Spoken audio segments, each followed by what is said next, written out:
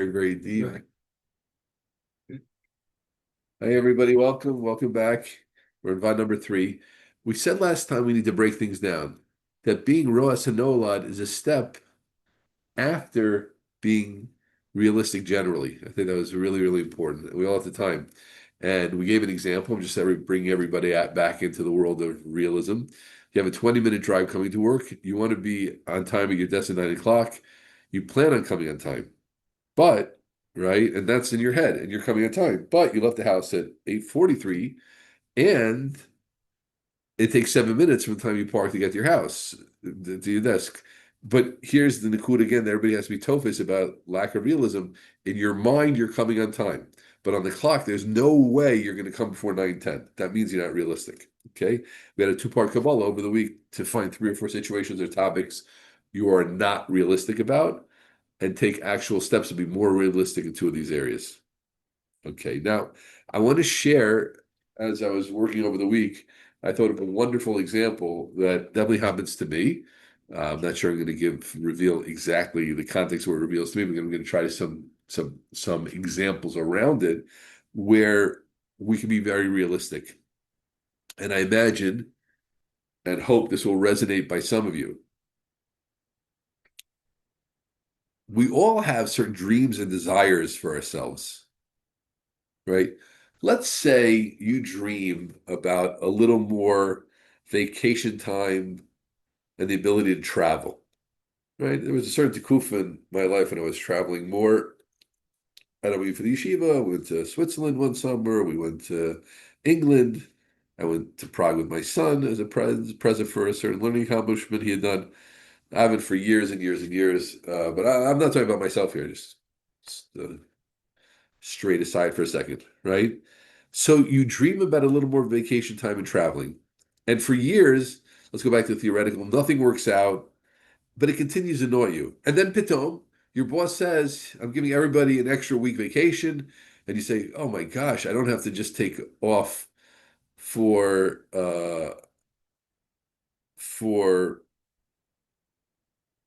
Pesach and Sukkot. I have this extra week, and you have to run into some extra money, and you have the extra $6,000 or whatever it costs to go on a vacation, $10,000, whatever you want to do. And so it's all set up. Well, for the first time in 10, 12 years, 15 years in your life, the vacation is set up. It's in your lap. And then you have no cost to research and make travel plans. But this is what you were waiting for.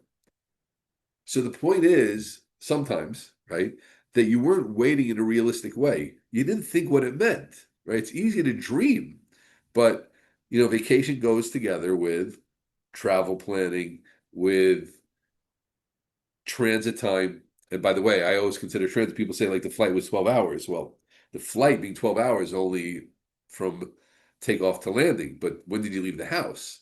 And when do you arrive at where you want to arrive? And if you have to take a train afterwards or etc., that's all transit time. How much time do you wait at the airport? How long do you take at an airport, right? Really, in America, I figure the transit time usually about 18 hours from the time you leave the house. That's besides planning, but it means it's the much better part of a 24-hour period, generally, right? You leave the house an hour before you get there. You have to get there 3 hours before the flight.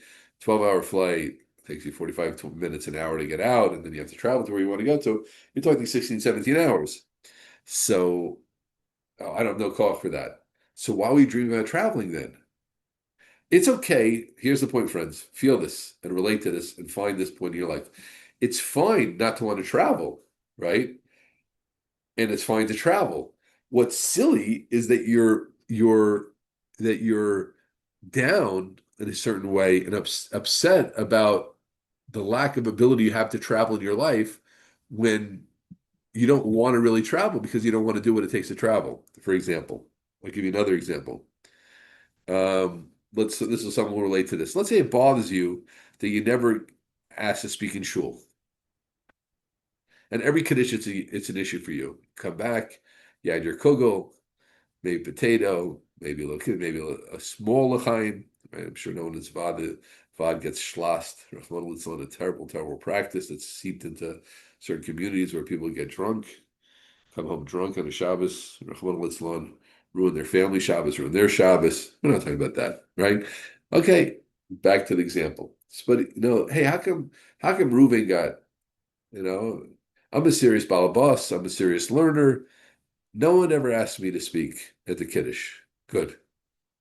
Okay? And you're living with this, and it bothers you and annoys you. And then, well, the week comes, excuse me, at some point in time, and they ask you to speak on Sunday, and the whole week is like hell for you. Oh my gosh, you're so nervous.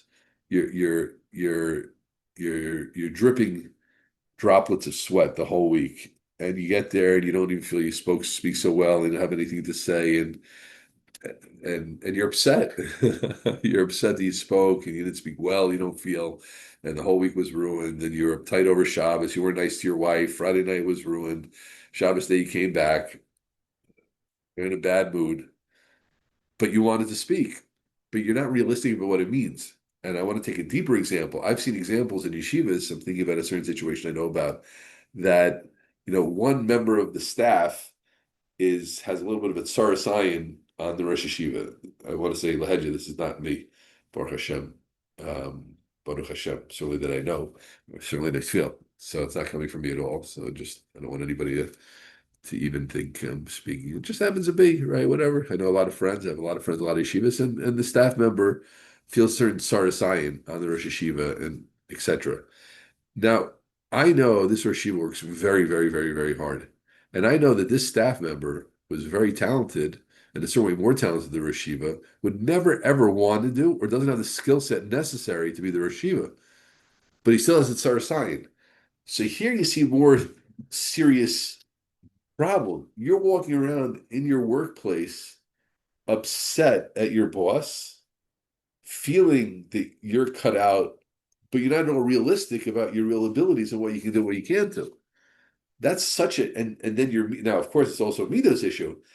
Then the Middos of the jealousy or the sinna or whatever else has to be there, the lack of bitachon, whatever else is going to deal with your Middos is something else. But what I want to focus on is the lack of being realistic. And if someone was realistic, a person could, here's the point, listen carefully now.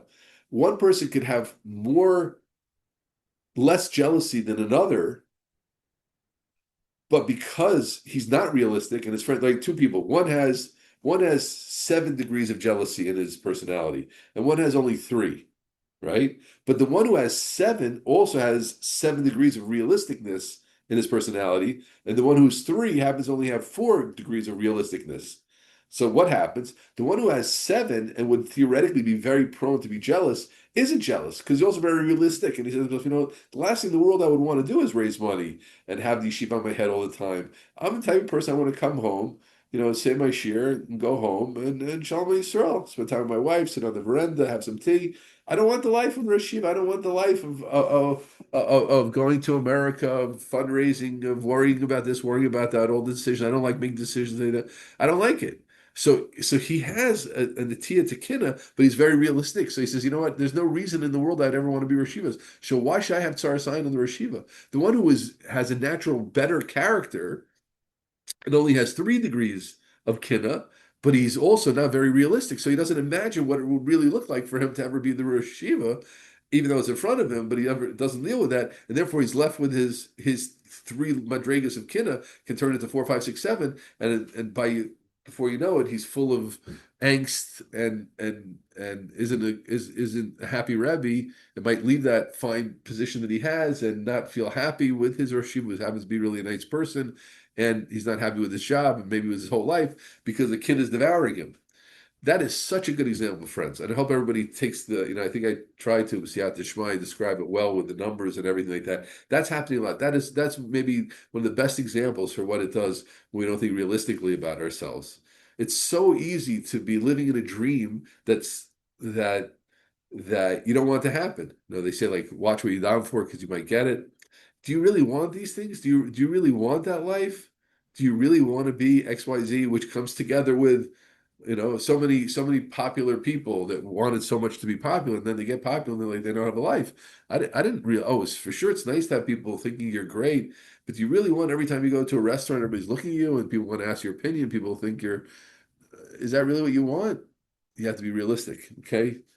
So I'm not saying, listen carefully. I'm not saying the only need here is lack of realism, but realism, being realistic, has it goes through so through much, so goes so much through the different things we were saying, and it's such a part of that, and that should be a great pusher for us to really try to be realistic. I want to be someone who's realistic. I'm not going to, now if we put that together, we'd be tough. And now watch what package you have. I know realistically Hashem gives me exactly what I need, so of course I'm not going to feel any kinna. So that's an awesome package to save us from so many things. But even if you don't have bitachon, bitachon can work on itself. The being realistic and saying, do I really want this thing? Do I want this position? Do I want this tafkid? Do I want my kids coming over all the time? Someone's upset that his kids aren't coming over enough. A grand, someone. Oh, how come they're always going to the other side? Do you really want your kids over all the time? You want the mess? You want the cleaning? Yeah, no, well, not really. Oh, so you don't want them over all the time. Oh, you just want to be upset that they're not coming over. So you just want to hold on to a taina. But the more realistic you can be, then that helps lower the taina. You know what? Oh, I'm upset that my kids go to the mechutana more than they come to me. Mechutana is the other side, right? My married son is always going to his in-laws and doesn't come to us. Good. But I like but you like your time off also. Let's say. So be realistic, okay? So Vosai, I think that was great, jump into realism. And I think we all understand, like Roas Hanolad, as I'm understanding at this point, we'll see what develops over the weeks, is the next step in being realistic. Once I'm realistic about the here and now I can be Roas Hanolad. But if I'm not even realistic about here and now, so what chance do I have to see the future? If I can't see the present, or I can't see the future. That's just my formulation, my understanding. Let's go on. So now before I want to give more from Steve Myers, as I mentioned before, I think he brings no less than 23 areas. But beforehand, I want to give a little bit more chizik about how essential this work is, and then share something that he says. So first off, he brings down here that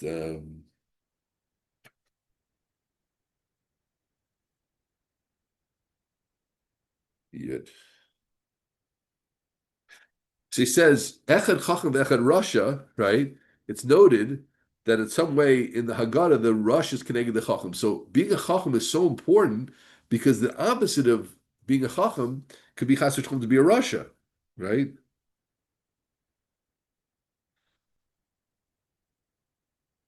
So we always have to be more. So that means that again, as much as Chacham is a Roas and Olad, it's so important because we've spoken before that someone who's not Roas and Olad could be a Meshugana, he could be Einum in a Yishuv, he could be a nutcase, right?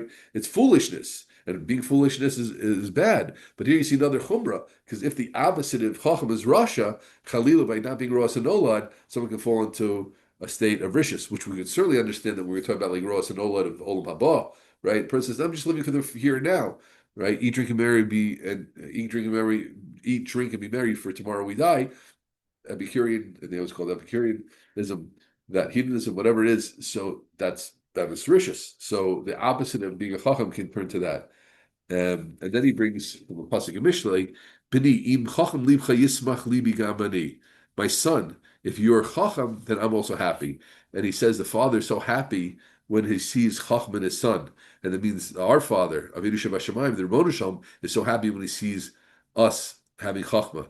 So two things we've learned now, that us engaging in chacham roas and olad stops us, one, from being rishayim, and also it'll bring the Rebbeinu Shalom incredible simple joy from us. Okay, so now I want to read from him directly, and this is going to form our Kabbalah for next week. Kol yachad v'yachad olam maleh b'fnei atzmo. Every person is an individual. Every person is his own world, and his world of Rosanolad. Wow. The idea of being Rosanolad is contains and goes around Lakif, right? Hakafa, like Hakafas, right? Goes around, surrounds our whole. Look at this: Seder Yom, Seder Chaim, Seder Bayis. Now he says each person should make a rishima, should make a list himself. How can he make his day an incredible amount of byways and highways? Wow. Vashita is, we're going to go back to that. Vashita is a yachal azor l'seil, chol yachal v'yachal asos cheshbon nefesh amiti. Im mimale rotzen avinu sheshamayim liot chacham roas anolad. Kadosh Baruch Hu wants you to be a roas anolad. Well, are you? So then when you look and you say, I'm looking at my whole Seder Yom, I'm looking at my schedule, my weekly schedule, my monthly schedule, am I being Roas and Olad? Am I, right? Kadosh Baruch Hu wants me to look at my life with Chachma, with wisdom, and not just do whatever comes. And we know that Chachma is Roas and Olad. Oh, so I better apply that to my schedule.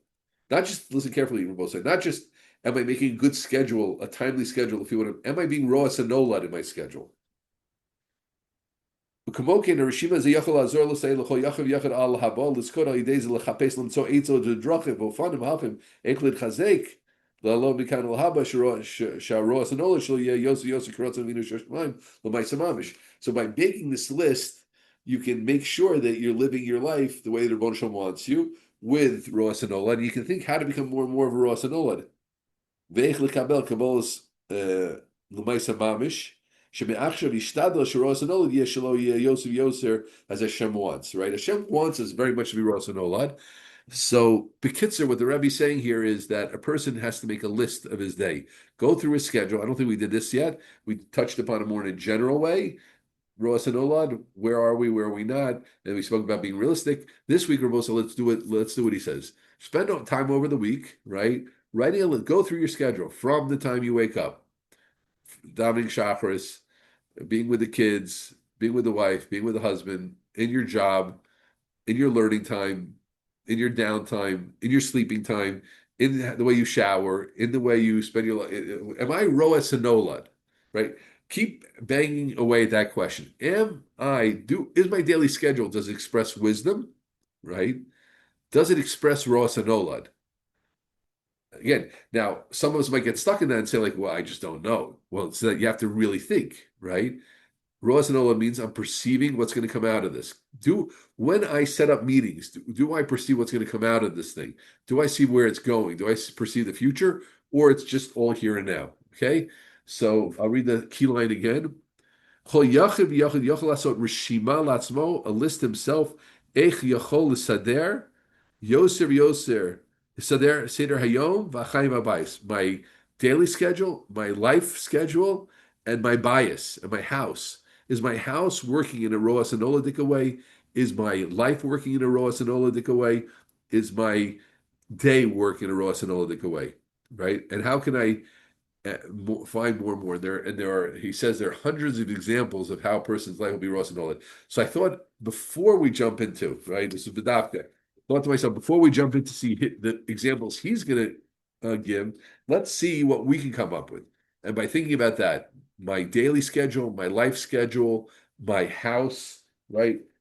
Do we work in a Roas and Olad way, or we're just working like at the seat of the pants? Okay, so I look forward to doing this myself. I look forward for everybody doing it. I think there'll be a lot of benefit in it, and I wish everybody a good day and continued success. Enjoy Peshman.